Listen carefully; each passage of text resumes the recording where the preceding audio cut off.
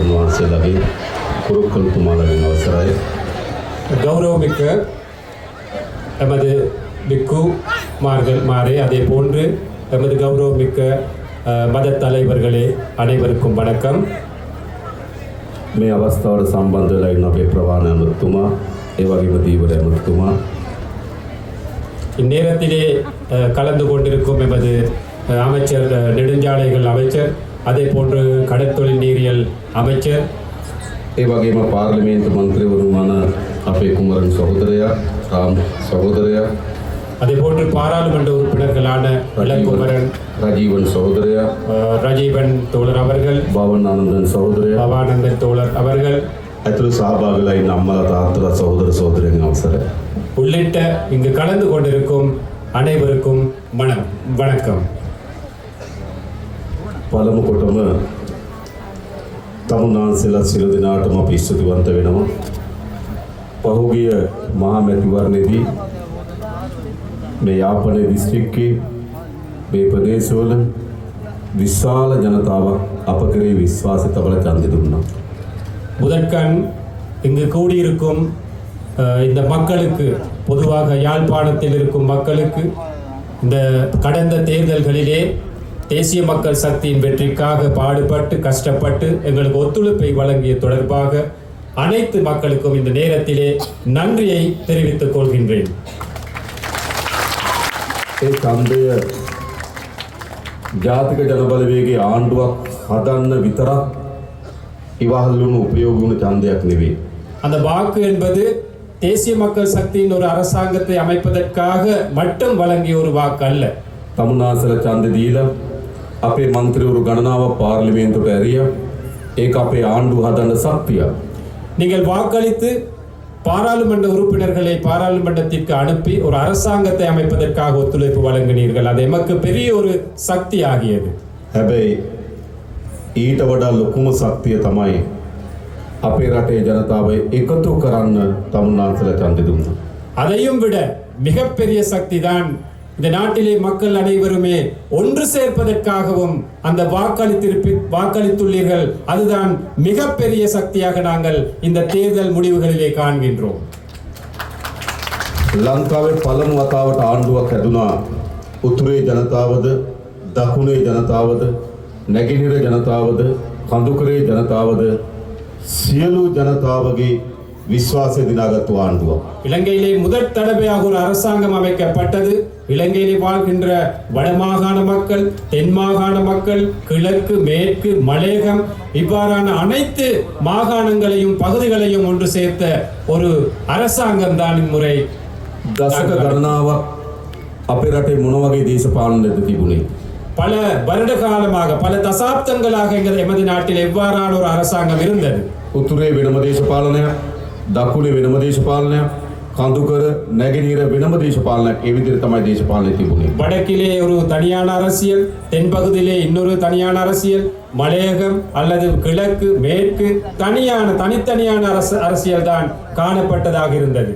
අපේ රටේ පැරණි දේශපාලකයෝ අපේ ජනතාව බෙදන දේශපාලනයක හිටියේ. எமது நாட்டிலே பழைய அரசியல்வாதிகள், எங்களுக்கு முன்னிருந்த அரசியல்வாதிகள் மக்களை பிரித்துத்தான் அரசியலை செய்தார்கள். ඒක කොච්චර බෙදුවද කියනවනම් යුද්ධයක් ඇති වෙනකම් බෙදුවා. எவ்வளவு பிரித்தாலும் கொள்கையை கடைபிடித்தார்கள் என்று கூறினால் ஒரு யுத்தம் உருவாகும் அளவுக்கு மக்களை பிரித்தாலும் கொள்கையை உட்படுத்தினார்கள். ඒ නිසා අපේ පරම්පරාව යුද්ධ කරගත්තා. ஆகவே எமது பரம்பரை யுத்தம் செய்து கொண்டார்கள். අපේ පරම්පරාව සැකය, අවිශ්වාසය, ක්‍රෝධය, වෛරය වපුරලා ජීවත් වුණා. எமது அந்த காலகட்டம் என்பது, எமது பரம்பரை என்பது சந்தேகம் அல்லது எதிர் மனப்பான்மை இவ்வாறான பல்வேறுபட்ட அந்த முரண்பாடுகளோடு தான் நாங்கள் வாழ்ந்து கொண்டிருந்தோம். අපිට තවත් බෙදෙන්න ඕනද? எங்களுக்கு இன்னும் பிரிய வேண்டுமா? බෙදෙන්න ඕනද? பிரிய வேண்டுமா?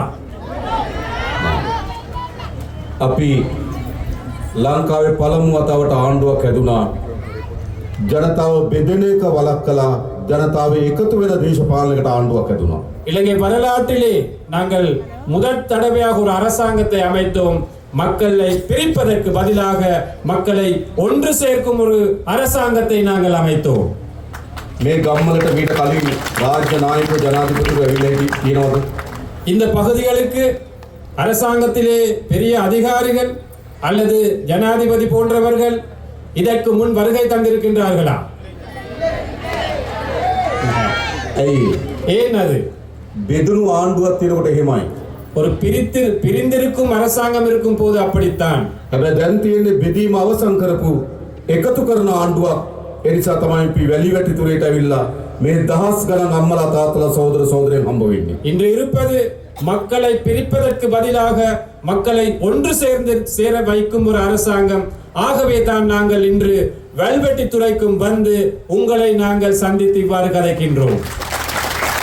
මේ හයිය මේ එකතු වීම අපි යලි වෙන් වෙන්න ඉඩ දෙනවද? இவ்வாறு நாங்கள் ஒன்று சேர்ந்ததை மீண்டும் ஒரு முறை பிரிப்பதற்கு அளிப்போமா? අපි ඈත් වෙනවද? நாங்கள் இன்னும் ஒதுங்குகிறோமா? දැන් අපි ඔක්කොම එකතු වෙන්න ඕන. இல்லை, நாங்கள் அனைவருமே ஒன்றாக சேர வேண்டும்.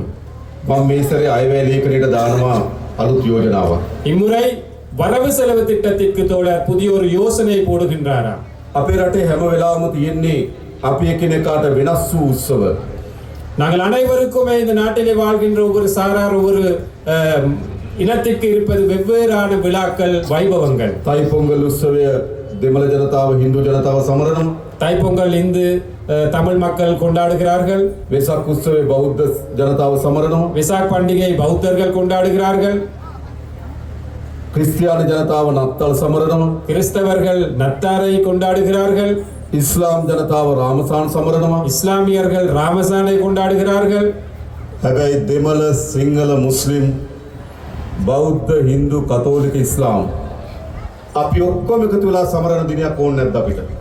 ஆனால் சிங்களவர், தமிழர், முஸ்லிம் என்ற வேறுபாடு இல்லாமல், பௌத்தம், இந்து, கத்தோலிக்க, இஸ்லாமியர் என்ற வேறுபாடு இல்லாமல் நாங்கள் அனைவருக்குமே ஒன்றாக சேர்ந்து கொண்டாட வேண்டிய ஒரு விழா வேண்டுமா வேணாமா? අපි සැලසුම් කරලා තියෙනවා. ඔක්තෝබර් මාසේ මේ සියලු ජනපජාවන්ගේ සංස්කෘතීන්, ආහාර රටාව, ජීවන රටාව, ඒ වගේම අඳින පළඳින රටා මේ ඔක්කොම එකට එකතු කරලා සංගීතය, නාට්‍ය, කවි මේ ඔක්කොම එකතු කරලා ජාතියේ මහා මංගල්‍ය අපි ලෑස්ති කරලා තිබෙනවා. ஆகவே இந்த நாட்டிலே இருக்கும் அனைத்து மக்களுடைய ஒன்று சேர்வினால் அக்டோபர் மாதத்திலே, அதாவது இந்த நாட்டில் அனைத்து மக்களுடைய கலாச்சாரம், பண்பாடு, பழக்க வழக்கங்கள், உடை அலங்காரங்கள் அல்லது உணவுப் பொருள் தயாரிப்பு, உணவு கலாச்சாரத்தை ஒன்று சேர்த்த ஒரு விழாவை நடத்துவதற்காக நாங்கள் திட்டமிட்டு இருக்கின்றோம். අපි ඈත්ලා හිටියට අපේ දරුවන්ට ඈත්ලා ඉන්න දෙන්න හොඳ නැහැ. நாங்கள் கடந்த காலங்களிலே பிரிந்திருந்தாலும் எமது பிள்ளைகளுக்கு அந்த பிரிப்பதற்கான சூழலை நாங்கள் உருவாக்க கூடாது. අපේ පරම්පරාව යුද්ධ කරගත්තට අපේ දරුවන්ගේ පරම්පරාවට යුද්ධ කරගන්න ඉඩ දෙන්නේ නැහැ. எமது பரம்பரை யுத்தம் செய்தாலும் எமது பிள்ளைகளுக்கு ஒரு யுத்தத்தை ஏற்படுத்த நாங்கள் கூடாது. උතුරේ දකුණ නැගෙනහිර සියලු දරුවන් එකට එකතු වෙන ராஜ்யக் බවට මේ රාජ්‍ය අපි පත් කරනවා. வடக்கு, தெற்கு, கிழக்கு, மேற்கு என்ற அனைத்து பகுதிகளிலுமே உள்ள பிள்ளைகளை ஒன்று சேர்க்கும் ஒரு தேசிய விழாவாக நாங்கள், தேசிய அரசாங்கத்தின் முடிவுகளாக இதை நாங்கள் முன்னெடுப்போம். ලංකාවේ පළමු වතාවට ආණ්ඩුවක් හැදුනා පොඩි මිනිස්සුන්ගේ ආණ්ඩුවක්. இலங்கை வரலாற்றிலே முதற் தடவையாக சாதாரண மக்களுடைய ஒரு அரசாங்கம் அமைக்கப்பட்டிருக்கின்றது. එහෙම නෙවෙයිද? அப்படி இல்லையா? මීට කලින් ආණ්ඩුව හැදුනේ ලොකු පවුල් වලින්. இதற்கு முன் அரசாங்கங்கள் அமைந்தது பெரிய பணக்கார வர்க்கத்தின் அந்த தேவைக்கேற்ப அவர்கள் தான் தலைவர்கள். තාත්තා අගමැති, අම්මා අගමැති, දුව ජනාධිපති. அப்பா பிரதமர், அம்மா பிரதமர், மகள் ஜனாதிபதி. එහෙමනේ. அப்படித்தானே? අයියා ජනාධිපති, මල්ලි ජනාධිපති. அண்ணாவும் ஜனாதிபதி, தம்பியும் ஜனாதிபதி. මාමා ජනාධිපති, බෑනත් ජනාධිපති. மாமா ஜனாதிபதி, மருமகன் ஜனாதிபதி. පහුගිය ජනාධිපති ඡන්දෙදි උත්සාහ කරා ජනාධිපතිවරුන්ගේ දරුවෝ දෙන්නෙකුත් ජනාධිපති වෙන්න. கடந்த ஜனாதிபதி தேர்தலிலே உங்களுக்கு தெரியும், 2 ஜனாதிபதிமார்களுடைய மகன்மார்களும் ஜனாதிபதி அந்த தேர்தலிலே போட்டியிட்டார்கள். එහෙමනේ.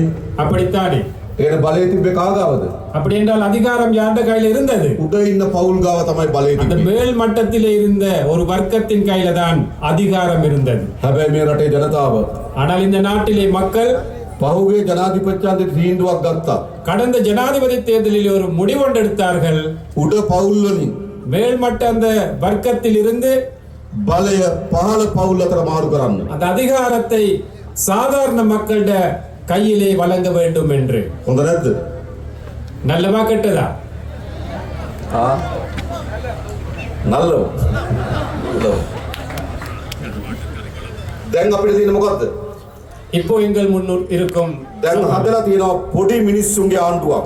இப்போ எமக்கு முன் சாதாரண மக்களுடைய ஒரு அரசாங்கம் இருக்கின்றது. අපේ රාමලිංගම් සහෝදරලා, எமது ராமலிங்கம் தோழர், අපේ කුමරන් සහෝදරලා, எமது குமரன் தோழர், අපේ සහෝදරවරු எமது அனைத்து தோழர்கள், මේ කිසි කෙනෙක් පවුල් වලින් බලය ආපු අය නෙවෙයි. இவர்கள் யாருமே குடும்பத்தில் வாழையடியாக அதிகாரத்திற்கு வந்தவர்கள் அல்ல. සාමාන්‍ය මිනිස්සුන්ගේ දරුවෝ. சாதாரண மக்களுடைய பிள்ளைகள். මේ ප්‍රදේශයේ අපේ විශාල වැඩ කොටසක් වැඩ කරන இந்த பகுதியிலே நிறைய வேலைகள் செய்கின்றோம். මේ රැස්වීම ලෑස්ති කරන්න විශාල වෙහෙසක් දරපු இந்த கூட்டத்தை ஏற்பாடு செய்வதற்கு கூட அதிகளவாக பாடுபட்ட අපේ රූපන් සහෝදරයා. எமது ரூபன் தோழர்.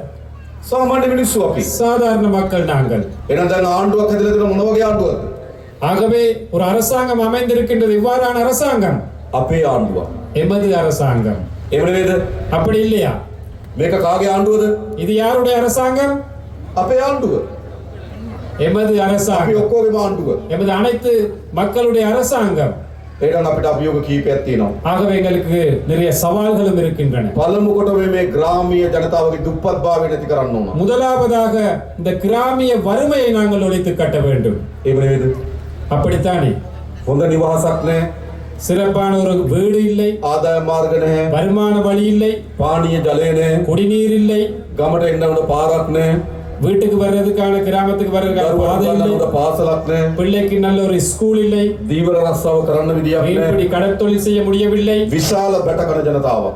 எந்த பக்கத்திலும் நமக்கு கஷ்டங்களே இருக்கின்றன. අපේ ආණ්ඩුව எமது அரசாங்கம், අපි ඔක්කොම එකතු වෙලා හදාගත්තු ආණ්ඩුව. நாங்கள் அனைவரும் ஒன்று சேர்ந்து அமைத்த அரசாங்கம் ක්‍රමානුකූලව පියවරෙන් පියවර படிப்படியாக මේ ප්‍රශ්න ඔක්කොම විසඳන්න ලෑස්ති අපි. இந்த அனைத்து பிரச்சனைகளும் தீர்க்க தயாராக இருக்கின்றோம்.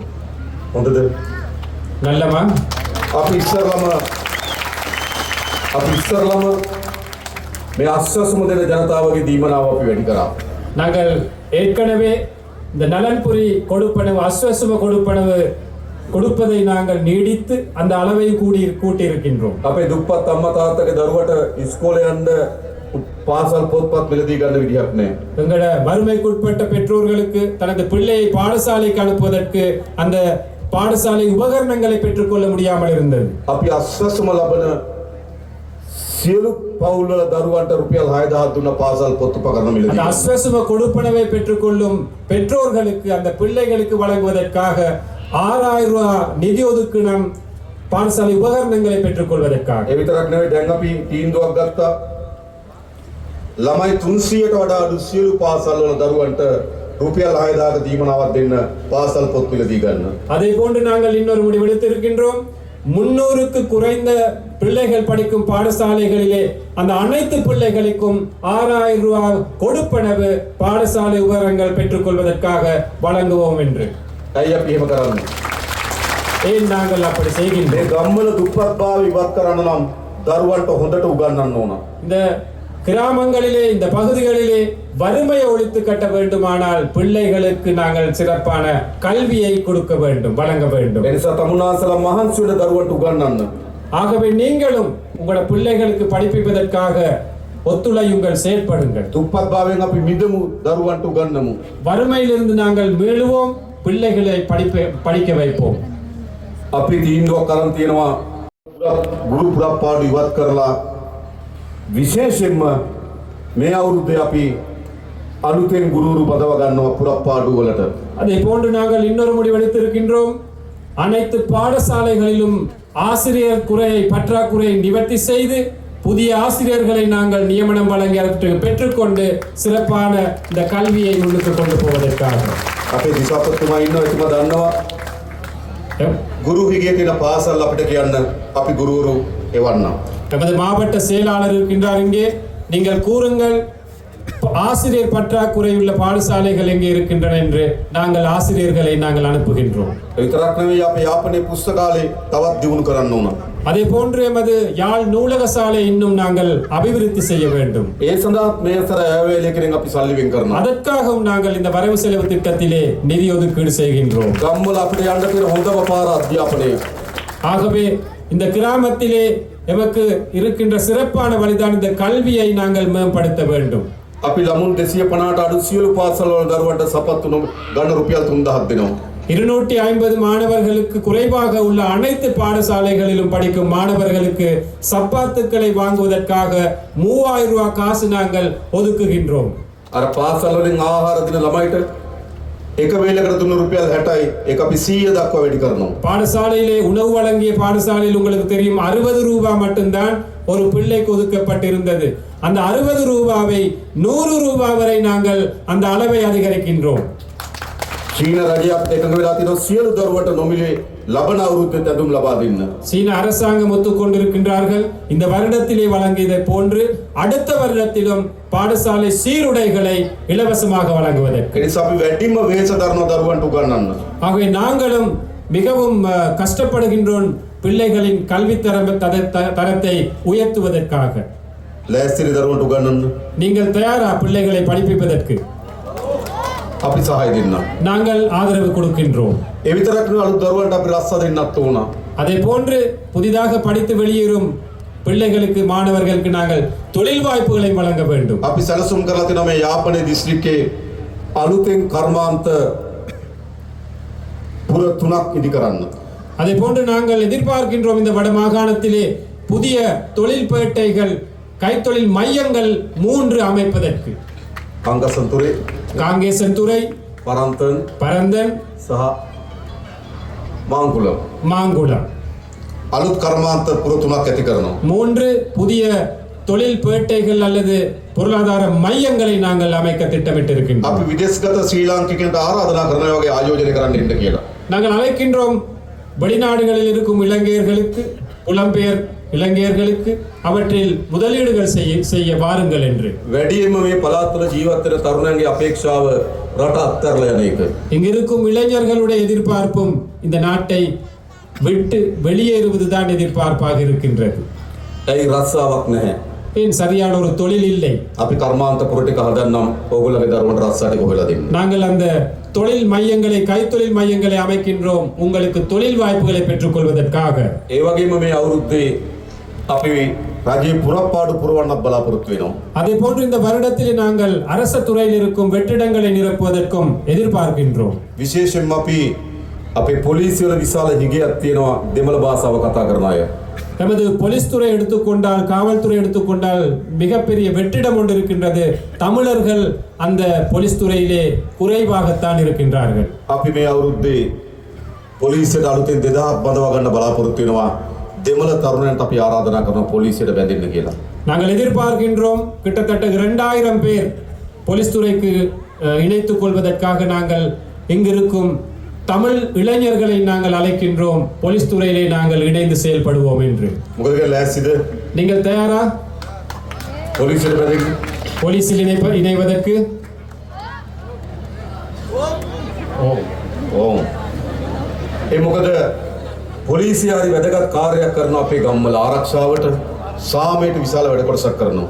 ஏனென்றால் போலீஸ் துறை எடுத்துக்கொண்டால் எமது கிராமங்களிலே அமைதியை பாதுகாப்பதற்காக பெரிய ஒரு சேவை செய்கின்றார்கள். ඒකට මේ භාෂාව කතා කරන නිලධාරීන් අවශ්‍යයි. அதற்கு அந்த மொழியிலே, அந்த கிராமத்தில் வாழும் மக்களுடைய மொழியில் கதைக்கும் அந்த அதிகாரிகள் தேவை. ඒ වගේම මේ පළාත් වල වේගයෙන් මත්ද්‍රව්‍ය පැතිරෙමින් යනවා. அதே போன்று எங்களுக்கு தெரியும் இந்த பகுதிகளில் கூட பாரிய அளவிலே போதை வஸ்து, இந்த பாவடை, அந்த விஸ்தரிப்பு நடந்து கொண்டிருக்கின்றது. අපේ තරුණ පරම්පරාව විශාල ලෙස මත්ද්‍රව්‍ය වලට ගොදුරු වෙමින් තිබෙනවා. நமது இளம் சமுதாயம் இந்த போதை வஸ்துக்கு பெருமளவாக அடிமைப்பட்டு வருகிறார்கள். අපි මේක නතර කරන්න තාමත් ශක්තිමත් වැඩපිළිවෙලක් හදලා තියෙනවා. இதை நிறுத்துவதற்காக நாங்கள் பெரும் சக்தி வாய்ந்த ஒரு திட்டத்தை நாங்கள் முன்னெடுத்து வருகின்றோம். අපේ ඔයගොල්ලන්ගේ සහායත් අවශ්‍යයි. ஆனால் அதற்கு உங்களுடைய ஒத்துழைப்பும் எங்களுக்கு தேவைப்படுகின்றது. අපි එකතු වෙලා මේ මත්ද්‍රව්‍ය තුරන් කරමු. நாங்கள் ஒன்றிணைந்து இந்த போதை வஸ்து பிரச்சனையை தோற்கடிப்போம். ඒ වගේම අපි දන්නවා විශාල ඉඩම් ගැටලුවක් තියෙනවා මේ යාපනයේ ජීවත් වෙන ජනතාවට. அதே போன்று இந்த யாழ் மாவட்டம் அல்லது வடமாகாணத்தை எடுத்துக்கொண்டால் காணி பிரச்சனை என்பது பெரிய ஒரு பிரச்சனையாக இருக்கின்றது. අපේ ප්‍රතිපත්තිය எமது கொள்கை ජනතාවගේ ඉඩම් ජනතාවට ලබා දිය යුතුයි. எமது கொள்கை மக்களுடைய காணியை மக்களுக்கு வழங்க வேண்டும் என்பது. ආරක්ෂාවට සංවර්ධනයට ආණ්ඩුවට ඉඩම් පවරා ගැනීමේ අයිතිය තියෙනවා. பாதுகாப்புக்கு அபிவிருத்திக்கு காணியை எடுத்துக்கொள்ளும் உரிமை அரசாங்கத்துக்கு இருக்கின்றது. ඒත් බොරුවට ඉඩම් තියාගෙන ඉන්න බෑ. ஆனாலும் பொய்யுக்கு காணியை அரசு தரப்பிலே வைத்துக் கொள்வது தவறு. අපි දන්නවා තාමත් පවුල් විශාල 1500කට ආසන්න ප්‍රමාණයක් නේද? 1500කට වැඩි ප්‍රමාණයක් තාමත් අවතන් කඳුරු වල ඉන්නවා. எங்களுக்கு தெரியும் இன்னமும் கிட்டத்தட்ட 1500 குடும்பங்கள் இன்னமும் அகதி முகாம்களில் அல்லது இடம்பெயர் முகாம்களிலே வாழ்கின்றார்கள். நபர்கள் மன்னிக்கணும்.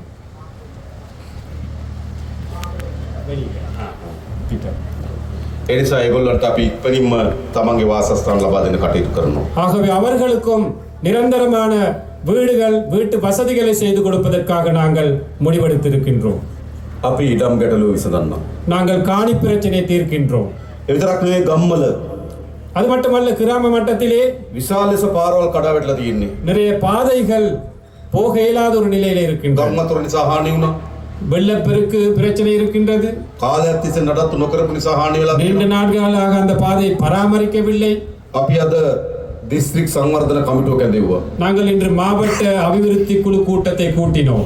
ඒදී අපි මාර්ග සංවර්ධන අදාළ නිලධාරීන්ගෙන් ඇහුවා කීයක් ඕනද පාරවල් හදන්න මේ අවුරුද්දේ හදන්න පුළුවන් ගාන කියන්න.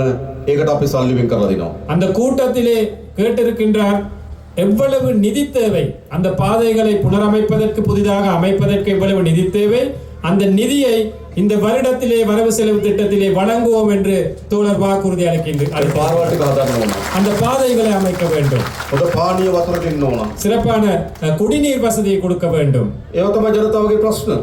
அவைதான் மக்களுடைய பிரச்சனைகள். දැන් අපි ආණ්ඩුවක් හදලා තියෙනවා මොකටද? நாங்கள் ஒரு அரசாங்கத்தை அமைத்திருக்கின்றோம். எதற்காக? ජනතාවගේ ප්‍රශ්න විසඳන්න ආණ්ඩුවක්. மக்களுடைய பிரச்சனைகளை தீர்ப்பதற்கான அரசாங்கம். ජනතාවගේ ආණ්ඩුවක් மக்களுடைய அரசாங்கம் අපි හදලා තියෙනවා. நாங்கள் அமைத்திருக்கின்றோம். අපි දන්නවා දැන් කාලාන්තරයක් තිස්සේ எங்களுக்கு தெரியும் நீண்ட நாட்களாக මේ උතුරු මුහුද இந்த வடமாகாண இந்த கடற்பரப்பு විශාල දීවර ගැටලුවක් තියෙනවා. பெரும்பான்மையான மீன்பிடி கடற்தொழில்களுடைய பிரச்சனைகள் காணப்படுகின்றன. අපේ දීවර ජනතාවගේ විශාල ලෙස බැට කනවා. எமது மீனவர்கள் அதில் கவலைப்படுகின்றார்கள், கஷ்டப்படுகின்றார்கள். මුහුදේ තියෙන පරිසර පද්ධතිය පව විනාශයට ලක් වෙනවා. அந்த கடல் அடியில் உள்ள அந்த நிலைகள் கூட சுற்றுச்சூழல் கூட அழிவடைந்து අපේ வருகின்றன. දීවරේට මුහුද යන්න බැරි තත්ත්වයක් ඇති වෙලා තිබෙනවා. எமது மீனவர்களுக்கு கடற்தொழிலுக்கு போக இயலாத ஒரு நிலை இருக்கின்றன.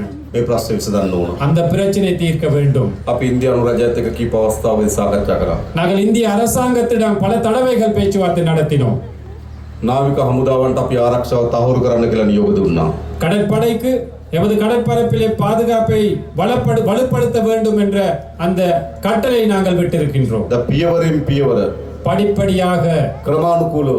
படிப்படியாக මේ දීවරය මුහුණ දී තිබෙන ගැටලුව අපි විසඳන්න කටයුතු කරනවා. இந்த கடற்தொழிலாளர்கள் மீனவர்கள் முகம் கொடுக்கும் பிரச்சனைகளை நாங்கள் தீர்ப்போம். මේ මුහුද තමුන්වහන්සේලාගේ මුහුද. இந்த கடற்பரப்பு என்பது உங்களுடைய கடல். මාළුවන් අල්ලන්න අයිතිය තියෙන තමුන්වහන්සේලාට. மீன் பிடிக்கும் உரிமை இருப்பது உங்களுக்கு. ඒ අයිතිය අපි තහවුරු කරන්න ඕන. அந்த உரிமையை நாங்கள் உறுதிப்படுத்த வேண்டும்.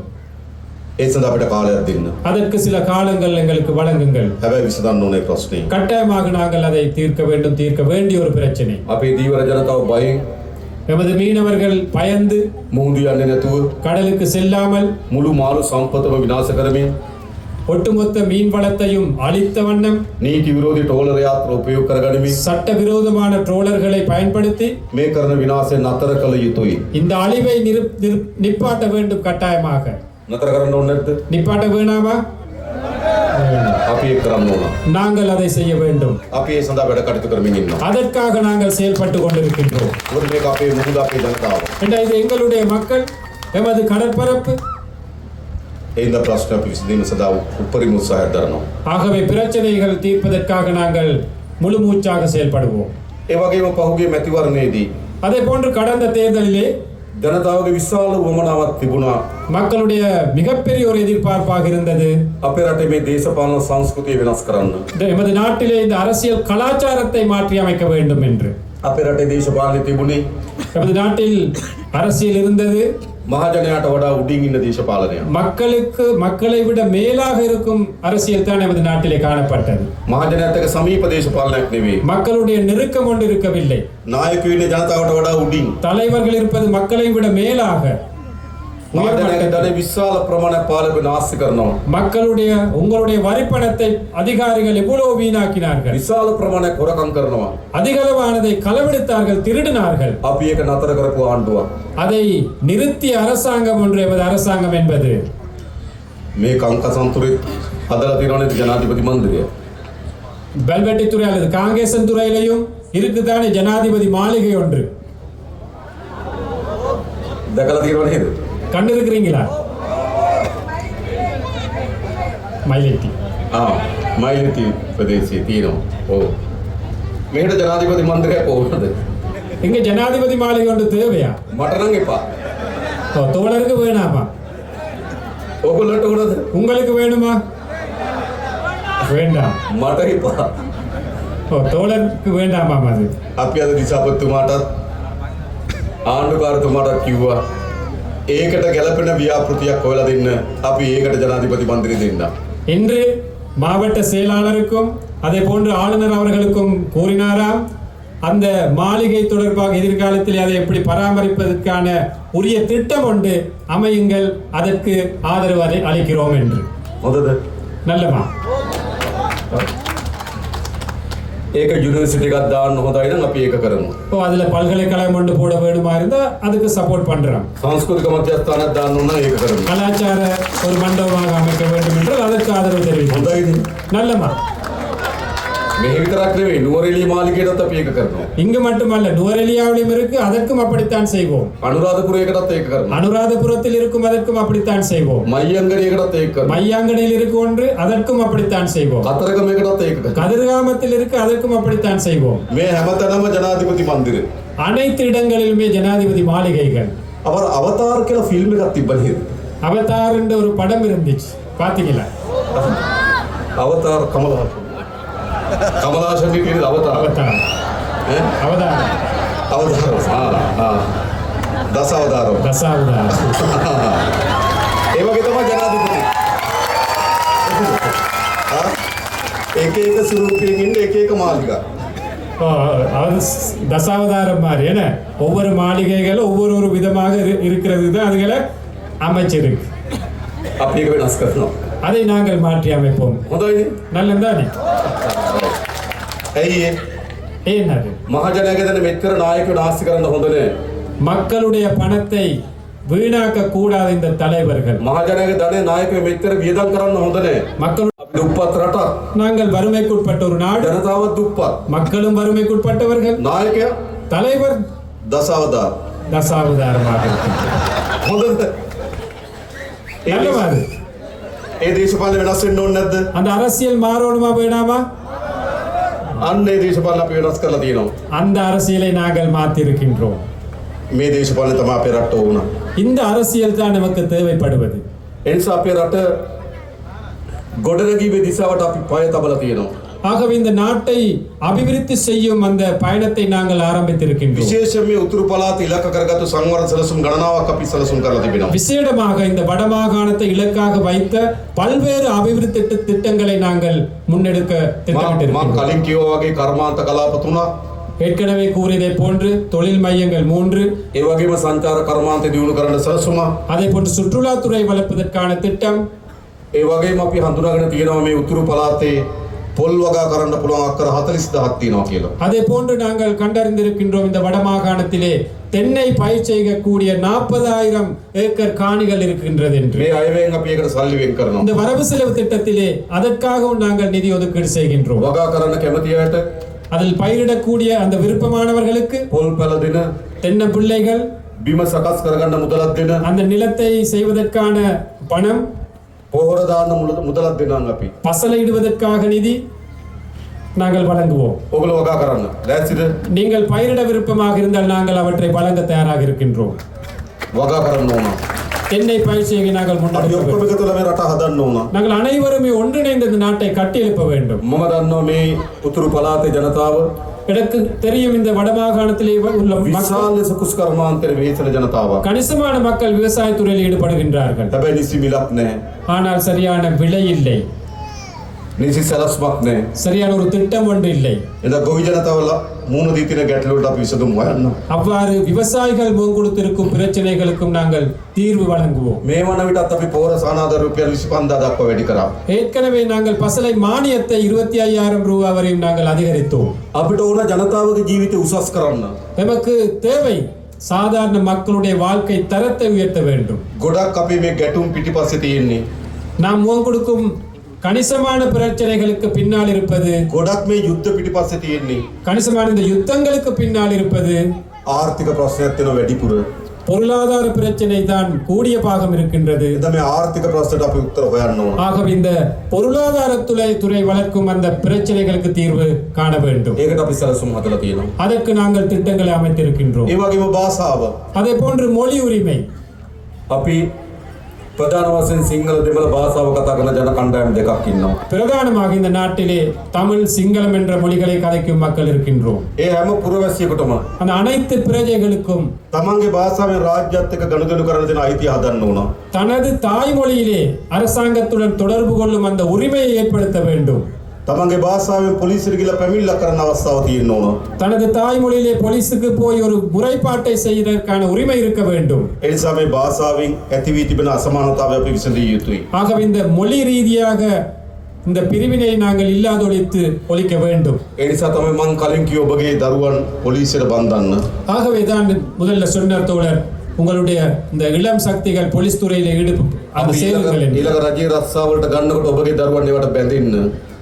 அரச துறையில் ஆட்களை சேர்க்கும் போது உங்களோட பிள்ளைகளை அவற்றுக்கு இணையுங்கள். ඒ දෙමළ භාෂාවෙන් කතා කරන රාජ්‍ය සේවයක් අපිට අවශ්‍යයි. ஏனென்றால் தமிழ் மொழியிலே கலந்து அந்த கதைக்கும் அரச துறை ஒன்று எங்களுக்கு இந்த வடக்கிலே தேவைப்படுகின்றது. ඒක අපි හදන්න සැලසුම් කරලා තියෙනවා. அதை அமைப்பதற்கு நாங்கள் திட்டமிட்டு இருக்கின்றோம். ඒ වගේ ඊළඟ වැදගත් அதே போன்று இன்னொரு முக்கியமான விஷயம், අපේ ආගමික අයිතීන් පිළිබඳ සාධාරණත්වයක් තියෙන්න ඕන. எமது மத ரீதியான உரிமைகள் எங்களுக்கு பெற்றுக்கொள்வதற்கான அந்த சூழல் அமைய வேண்டும். මෙතන අපේ නායක හමුදුර වැඩ සිටිනවා. எமது நாயக்க தேரர் அவர்கள் இருக்கின்றார்கள். අපේ කුරුක්කොල් තුමාලා වැඩ සිටිනවා. எமது குருக்கள் அவர்கள் வருகை தந்திருக்கின்றார்கள்.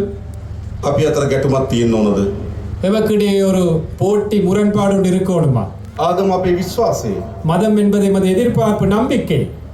එක්කෙනෙකුට කියන්න බෑ උඹ මේ විශ්වාසය අත්තරපන් කියලා. யாருக்குமே வற்புறுத்த இயலாது அந்த நம்பிக்கையை கைவிட வேண்டும் என்று. ඒ එකිනෙකාගේ විශ්වාසය අපේ විශ්වාසයට ගරු කරන්න ඕන. அந்த ஒவ்வொரு நபர்களுடைய நம்பிக்கைக்கும் நாங்கள் நம்பிக்கையோடு செயல்படணும். අපි අපේ රටේ යලි எமது நாட்டில் மீண்டும் ஒரு முறை ආගම්වාදී மத ரீதியான முரண்பாடு, ජාතිවාදී இன ரீதியான முரண்பாடு, ගැටුමක් වර්ධනය වෙන්න ඉඩ දෙන්නේ ஒரு නැහැ. முரண்பாடு ஏற்படுவதற்கு நாங்கள் இடமளிக்க மாட்டோம். පහුගිය දවස්වල கடந்த காலங்களிலே එවැනි ජාතිවාදී සටන් පාටරන කට්ටිය ඉස්සරහට එන්න පටන් ගත්තා. அவ்வாறான இன ரீதியான கோஷங்களை எழுப்பிக் கொண்டு சிலர் முன்னுக்கு வந்தார்கள்.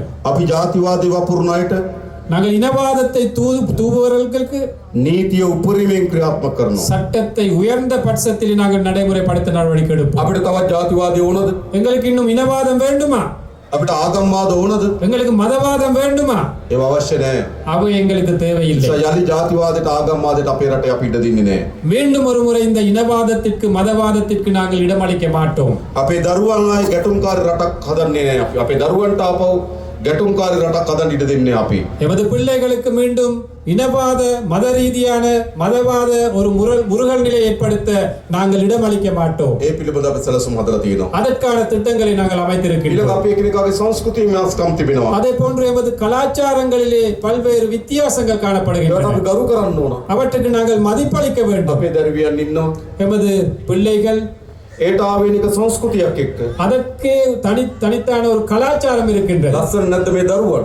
இந்த பிள்ளைகள் எடுத்துக்கொண்டால் எவ்வளவு அழகாக இருக்கின்றார்கள். ලස්සනයි අපිට. எங்களுக்கு அது மிகவும் அழகாக ඇයි இருக்கிறது. අපි සංස්කෘතියෙන් බෙදෙන්න හදන්නේ? ஏன் நாங்கள் கலாச்சார ரீதியாக பிரிவடைய வேண்டும்? අපි හැම සංස්කෘතියකටම ගරු කරන්න ඕන. நாங்கள் அனைத்து கலாச்சாரங்களையும் மதிக்க வேண்டும். ඒ සංස්කෘතිය රස විඳින්න පුරුදු වෙන්න ඕන. அந்த கலாச்சாரங்களை ரசனை மிக்கதாக நாங்கள் எடுத்துக்கொள்ள வேண்டும். එහෙම රටක් අපි හදන්න ඕන. அவ்வாறான ஒரு நாட்டை நாங்கள் கட்டியெழுப்ப வேண்டும். එකක් මතක තියාගන්න. ஒன்று நினைவில் வைத்துக் கொள்ளுங்கள். අපිට ගහගෙන எங்களுக்கு சண்டை பிடித்து යුද්ධ කරගෙන யுத்தமிட்டு கொண்டு තවත් දශක ගණනාවක් මේ විදිහට දුක් විඳ විඳ ඉන්න පුළුවන්. இன்னும் பல தசாப்தங்கள் எங்களுக்கு நாங்கள் வாழ முடியும் குறைபாடுகளோடு. අපේ අම්මලාගේ පරම්පරාව දුක් විඳා. எமது பெற்றோர்களுடைய பரம்பரை கஷ்டப்பட்டார்கள். අපේ පරම්පරාව දුක් විඳා. நாங்கள் எமது பரம்பரை கஷ்டப்பட்டோம். මේ ගැටුම් යුද්ධ හදාගෙන අපිට ඕන අපේ දරුවන්ගේ පරම්පරාවත් යුද්ධයකට තල්ලු කරන්න. இந்த முறைகள் நிலை யுத்தங்களை ஏற்படுத்தி எமது இந்த பிள்ளைகளுடைய பரம்பரை எங்களுக்கு தேவை என்றால் கஷ்டமான ஒரு நிலைக்கு கொண்டு போகலாம். ඒ නිසා අපිට ගහගෙන මරාගෙන ඇඳ කොටාගෙන රටකට ඉස්සරහට යන්න බෑ. ஆகவே சண்டை பிடித்து முரண்பட்டு இவ்வாறு ஒரு நாட்டுக்கு முன்னுக்கு போக இயலாது. අපේ රට ඉස්සරහට යන්නෙම எமது நாடு முன்னுக்கு போவதாக இருந்தால் අපි අතර සමගිය හැදුනොත් විතරයි. எமக்கிடையே ஒற்றுமை அமைதி இருக்க ඒ வேண்டும். නිසා අපේ ආණ්ඩුව ஆகவே எமது அரசாங்கம் විශාලතම වෙහෙසක් දරනවා. மிக பெருவளவாக நாங்கள் கஷ்டப்படுகின்றோம், செயல்படுகின்றோம். අපි අතර සමගිය හදන්න. எமக்கிடையே ஒற்றுமை ஏற்படுவதற்காக நாங்கள் ඒ සමගිය සඳහා හොඳම ධෛර්යය දුන්නේ ඕගොල්ලෝ. அந்த ஒற்றுமைக்காக மிகப்பெரிய சக்தியை துணிச்சலை கொடுத்தது நீங்கள். කාලයක් තිස්සේ පාරම්පරික දේශපාලක පෞගේ මහචන්දට ඉල්ලුවා. காலம் காலமாக இருந்த பாரம்பரிய அரசியல்வாதிகள் கடந்த தேர்தலிலே போட்டியிட்டார்கள். වෙනම රටක් අරන් දෙන්නම් කියලා ඡන්දෙට ඉල්ලුවා. தனியான ஒரு நாட்டை பெற்றுக் கொடுப்போம் என்று தேர்தல்களை போட்டியிட்டார்கள். මතකද? நினைவிருக்கா? හැබැයි ජනතාව මොකද කරේ? ஆனால் மக்கள் என்ன செய்தார்கள்? වෙනම රටක් දෙන්නම් කියපු අය, தனியான நாட்டை பெற்றுக் கொடுப்போம் என்று පෞද්ගලික கூறியவர்களை, දේශපාලනය කරපු අය குடும்ப வாயிலாக அரசியல் செய்தவர்கள் ඒ ප්‍රතික්ෂේප කරලා அவர்களை நிராகரித்து விட்டு මේ යාපනයේ දිස්ත්‍රික්කයේ අපිට ජයග්‍රහණය අරන් දුන්නා. இந்த யாழ் மாவட்டத்திலே எமக்கு வெற்றிகளை பெற்றுக் கொடுத்தார்கள். ඒකෙන් කියන්නේ මොකද්ද? இதன் செய்தி என்ன? இதனால் கூறுவது என்ன? ජනතාව කැමති එකතු වෙන්න. மக்கள் அனைவருமே ஒன்றாக சேர்ந்து வாழ விரும்பும். ජනතාව ගාව ජාතිවාදේ නෑ. மக்கள் மத்தியிலே இனவாதம் இல்லை. ජනතාව ගාව ආගම්වාදේ නෑ. மக்கள் மத்தியிலே மதவாதம் இல்லை. හැබැයි දේශපාලකයා ගාව තියෙනවා. ஆனால் அரசியல்வாதிகள் மத்தியிலே இருக்கின்றது அந்த அனைத்தும். ඕකයි ප්‍රශ්නේ උනේ. அதுதான் பிரச்சனையாக இருந்தது. උතුරේ දකුණේ வடக்கிலும் தெற்கிலும் දේශපාලකයන්ගේ පැවැත්ම උනේ ජාතිවාදය. அரசியல்வாதிகளின் இருப்பாக காணப்பட்டது இனவாதம். දැනුත් නැවත නැවත දකුණේ ඉසෝසවන්න උත්සාහ කරනවා. மீண்டும் தென்பகுதியிலே இனவாதம் தலை தூக்க சில செயற்பாடுகள் போகின்றன. දේශපාලකයන්ට ජාතිවාදය ඕන. அரசியல்வாதிகளுக்கு இனவாதம் தேவை. ජනතාවට ඕන ජාතිවාදය. மக்களுக்கு இனவாதம் தேவையா? ජනතාවට ඕනද? மக்களுக்கு தேவையா? අපිට ඕන මොකද්ද? எங்களுக்கு தேவை என்ன? ජාතික සමගිය ඕන. தேசிய ஒற்றுமை தேவை எங்களுக்கு. අපි එකතු වෙමු. நாங்கள் அனைவரும் ஒன்று சேருவோம். ආණ්ඩුවක් හදලා තියෙනවා. ஒரு அரசாங்கத்தை அமைத்திருக்கின்றோம். අපි ඔක්කොගේම ආණ්ඩුවක්. எமது அனைத்து மக்களுடைய ஒரு அரசாங்கம். මේ වැලිවැට තුරේ இந்த வெல்வெட்டி துறையில் මේ ජනතාවට වඩා இந்த மக்களை விட වෙනස් පවුල් වලින් අපි ආණ්ඩුව හදපු අය නෙවෙයි. வேறு குடும்பங்களால குடும்ப பின்னணிகளால் அரசாங்கத்தை அமைத்தவர்கள் அல்ல நாங்கள். අපි තමුන්වන්සලා වගේම நாங்களும் உங்களை மாறித்தான். නැද්ද එහෙම? அப்படி இல்லையா? ඉතින් අපේ ආණ්ඩුවක් නෙවෙයිද? அப்ப இது எங்களுடைய அரசாங்கம். අපි මේ රට වෙනස් කරමු. நாங்கள் இந்த நாட்டை மாற்றி அமைப்போம். අලුත් යුගයකට ගෙන යමු. புதிய ஒரு யுகத்திற்காக நாங்கள் ඒ නිසා கொண்டு போவோம். තමුන්වන්සලා අපි කෙරෙහි තිබුණු විශ්වාසය ஆகவே எம் மீது வைத்த நம்பிக்கை අපි බිඳින්නේ නැහැ. நாங்கள் ஒருபோதும் சிதைக்க மாட்டோம். මතක තියාගන්න. நினைவில் வைத்துக் கொள்ளுங்கள். හැමදාම අපේ රටේ දේශපාලකයෝ எப்பொழுதும் எமது நாட்டு அரசியல்வாதிகள் ජනතාවගේ විශ්වාසය බිඳිනවා. மக்களது எதிர்பார்ப்பத்தை சிதைத்தார்கள். අපි මේ විශ්වාසය බිඳින්නේ නැහැ. நாங்கள் ஒருபோதும் உங்களுடைய நம்பிக்கைக்கு சீர்குலைக்க மாட்டோம், நம்பிக்கை சிதைக்க மாட்டோம். நீண்ட ஒரு பயணத்திற்காக அடி வைத்தீர்கள். ඉතාමත් වැදගත් පියවරක් තිබ්බා. மிக முக்கியமான ஒரு அடி வைத்தீர்கள். ඉතාමත් විශිෂ්ට පියවරක් තිබ්බා. ஒரு விசேடமான ஒரு முடிவை எடுத்தீர்கள். එකතු වෙන්න ඕන කියලා තීන්දුවක් ගත්තා. ஒன்று சேர வேண்டும் என்று அந்த முடிவை எடுத்தீர்கள். බෙදුනක ඇති කියලා තීන්දුවක් ගත්තා. பிரிந்தது காணும் என்ற முடிவை எடுத்தீர்கள்.